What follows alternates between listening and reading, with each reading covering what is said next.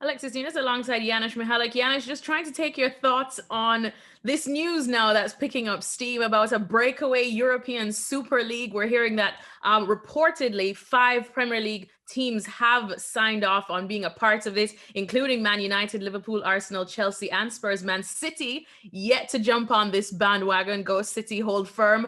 But Janusz, this obviously threatens even the existence of the UEFA Champions League that we're expecting to hear from UEFA that they are going to expand. So what's your thoughts on this? Is this just another thing that you're like, please stop?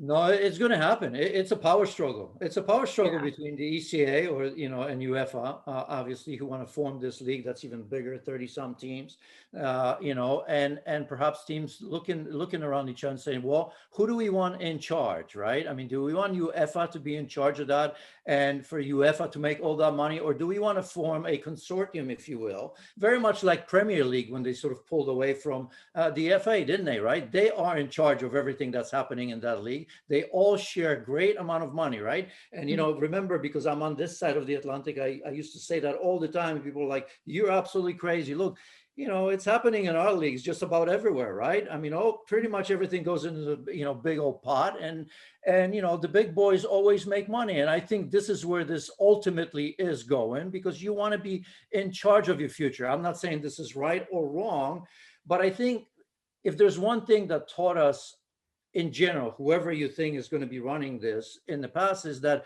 in the past we'd always say, well, what about the fans? They lose out. That's Yeah. obvious, and they absolutely lose out. I'm not behind this either. But, in the past, they sort of could have walked, voted with their wallet. Well, this pandemic has taught us that, what, you can do all of that, and don't let them fool you about it. I know they've lost money, but there's ways of making money. And this is what's happening here, because this is about television. Look, JP Morgan is going to underwrite this with $6 billion.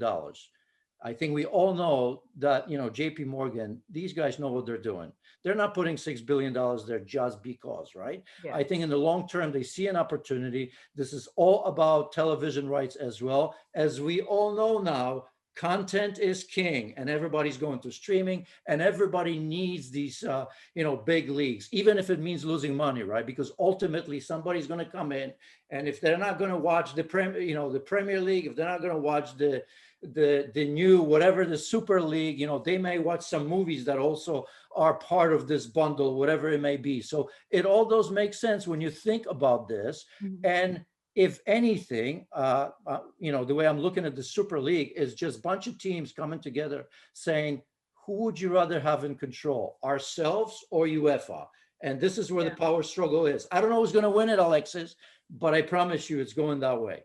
What do you make of, I suppose, at least the proposed format of the competition, which is supposed to, I mean, you can head over to ESPN.com and there's obviously more information there. Mark Ogden's writing on it, but we're hearing a total of 20 teams, 15 permanent members who cannot be relegated, and then a further 5 teams to be rotated in and out of the competition.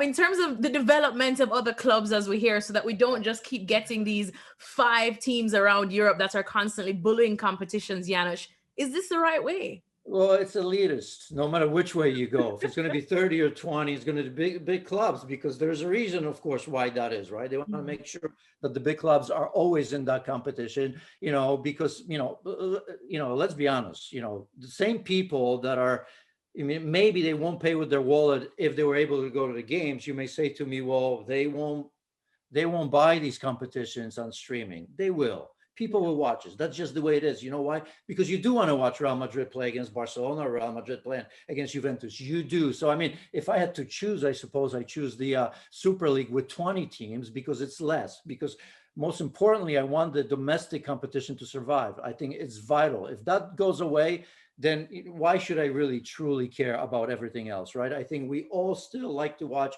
the Bundesliga, the Serie A. It's, years of history, and we do like underdogs, right? And we do like to watch those games. So look, for me, the Champions League was never Champions League to begin with, right? I mean, when you have 4 teams from one country, it was never the same. But I think we knew back then, we said, oh my God, this is not going to work. Of course it worked.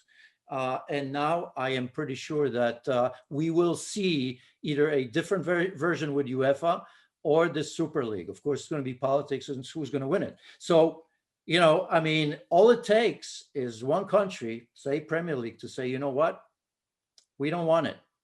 If they do it, no Super League or no different champion. You know, this is how much power I think the Premier League has.